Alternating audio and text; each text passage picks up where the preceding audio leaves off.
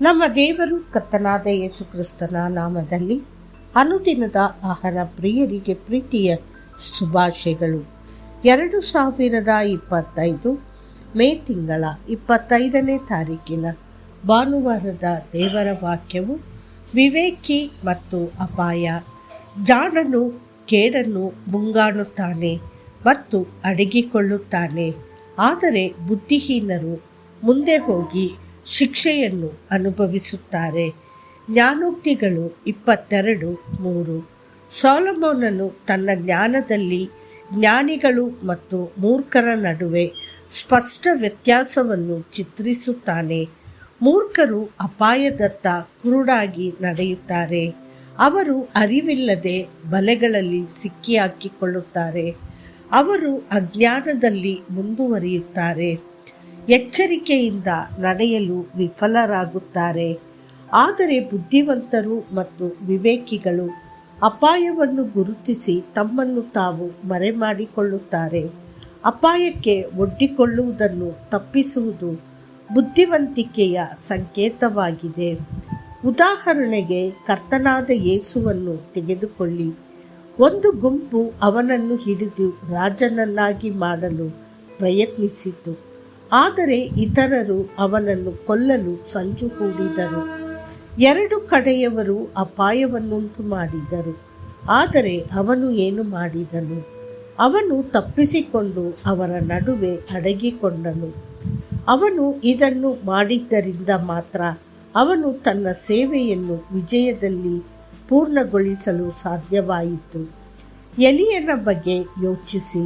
ಅವನು ರಾಜ ಅಹಾಬನ ಮುಂದೆ ಧೈರ್ಯದಿಂದ ನಿಂತು, ನನ್ನ ಮಾತಿನಿಂದ ಹೊರತು ಈ ವರ್ಷಗಳಲ್ಲಿ ಇಬ್ಬನಿಯಾಗಲಿ ಮಳೆಯಾಗಲಿ ಇರುವುದಿಲ್ಲ ಎಂದು ಘೋಷಿಸಿದನು. 1 ಅರಸುಗಳು 17:1. ಆದರೂ ತಕ್ಷಣವೇ ದೇವರ ಬುದ್ಧಿವಂತಿಕೆಯಿಂದ ಅವನು ಹೋಗಿ ಕೆರೀತ್ ಹಳ್ಳದ ಬಳಿ ಅಡಗಿಕೊಂಡನು. ಆ ಗುಪ್ತ ಜೀವವು ಅವನನ್ನು ಕರ್ತನಲ್ಲಿ ಬಲಪಡಿಸಿತು, ಮತ್ತು ಅದು ಕರ್ತನ ಚಿತ್ತವಾಗಿದ್ದರಿಂದ ಕಾಗೆಗಳು ಬಂದು ಪ್ರತಿದಿನ ಅವನಿಗೆ ಆಹಾರವನ್ನು ನೀಡುತ್ತಿದ್ದವು. ಕೆಲವು ಜನರು ಮರೆಮಾಡಲು ಇಷ್ಟಪಡುವುದಿಲ್ಲ. ಅವರು ಜನಮನದಲ್ಲಿ ಬದುಕಲು ಬಯಸುತ್ತಾರೆ. ಅವರು ತಮ್ಮ ಆಧ್ಯಾತ್ಮಿಕ ಚಟುವಟಿಕೆಗಳಲ್ಲಿಯೂ ಸಹ ಇತರರು ನೋಡಬೇಕೆಂದು ಬಯಸುತ್ತಾರೆ. ಅವರು ತಮ್ಮ ಉದಾರತೆಯನ್ನು ಪ್ರದರ್ಶಿಸುತ್ತಾರೆ. ಬೀದಿಗಳಲ್ಲಿ ಸಾರ್ವಜನಿಕ ಪ್ರಾರ್ಥನೆಗಳನ್ನು ಮಾಡುತ್ತಾರೆ ಮತ್ತು ತಮ್ಮ ಉಪವಾಸದ ಬಗ್ಗೆ ಹೆಮ್ಮೆ ಪಡುತ್ತಾರೆ. ಯೇಸು ಅಂತಹ ಆಡಂಬರದ ವಿರುದ್ಧ ಕಲಿಸಿದನು ಮತ್ತು ಅವನು ಹೇಳಿದನು, ಆದರೆ ನೀನು ಉಪವಾಸ ಮಾಡುವಾಗ ನಿನ್ನ ತಲೆಗೆ ಎಣ್ಣೆ ಹಚ್ಚಿಕೊಂಡು ಮುಖ ತೊಳೆದುಕೋ. ಆಗ ನೀನು ಉಪವಾಸ ಮಾಡುತ್ತಿರುವುದು ಜನರಿಗೆ ಕಾಣಿಸುವುದಿಲ್ಲ, ಬದಲಾಗಿ ಅಂತರಂಗದಲ್ಲಿರುವ ನಿನ್ನ ತಂದೆಗೆ ಕಾಣುತ್ತೀಯಾ.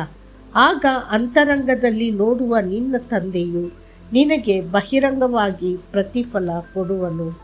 ಮತ್ತಾಯ 6:17 ಮತ್ತು 18. ಹೌದು, ಬುದ್ಧಿವಂತನು ಅಪಾಯವನ್ನು ನೋಡಿ ತನ್ನನ್ನು ತಾನು ಮರೆಮಾಡಿಕೊಳ್ಳುತ್ತಾನೆ. ಹಾಗೆ ಮಾಡುವುದರಿಂದ ಅವನು ಅನೇಕ ಬಲೆಗಳು ಮತ್ತು ತೊಂದರೆಗಳನ್ನು ತಪ್ಪಿಸುತ್ತಾನೆ. ಸ್ವಯಂ ನಿಯಂತ್ರಣದ ಮೂಲಕ ಬುದ್ಧಿವಂತನು ಪ್ರಲೋಭನೆಯಿಂದ ಓಡಿಹೋಗುತ್ತಾನೆ. ಒಂದು ಮೀನು ಕೊಕ್ಕೆಯಲ್ಲಿರುವ ಬೆಟ್ಟಕ್ಕೆ ಆಕರ್ಷಿತವಾಗುತ್ತದೆ, ಅದರ ಹಿಂದೆ ಇರುವ ಅಪಾಯದ ಅರಿವಿರುವುದಿಲ್ಲ. ದೇವರ ಪ್ರಿಯ ಮಕ್ಕಳೇ, ಸ್ವಯಂ ನಿಯಂತ್ರಣ ಹೊಂದಿರುವ ಮನುಷ್ಯನು ಜಾಗರೂಕನಾಗಿರುತ್ತಾನೆ. ಅವನು ದೇವರ ಕೋಪವನ್ನು ನೆನೆಸಿಕೊಳ್ಳುತ್ತಾನೆ, ಪಾಪ ಮತ್ತು ಅದರ ಶಾಪವನ್ನು ತಪ್ಪಿಸುತ್ತಾನೆ ಮತ್ತು ತನ್ನನ್ನು ತಾನು ಕರ್ತನಲ್ಲಿ ಮರೆಮಾಡಿಕೊಳ್ಳುತ್ತಾನೆ. ಮತ್ತಷ್ಟು ಹೆಚ್ಚಿನ ಧ್ಯಾನಕ್ಕಾಗಿ, ಮೂಢನು ಯಾವ ಮಾತನ್ನಾದರೂ ನಂಬುವನು, ಜಾಣನು ತನ್ನ ಹೆಜ್ಜೆಗಳನ್ನು ಚೆನ್ನಾಗಿ ಗಮನಿಸುವನು. ಜ್ಞಾನೋಕ್ತಿಗಳು 14:15. ಕರ್ತನು ನಿಮ್ಮನ್ನು ಆಶೀರ್ವದಿಸಲಿ. ಆಮೇನ್.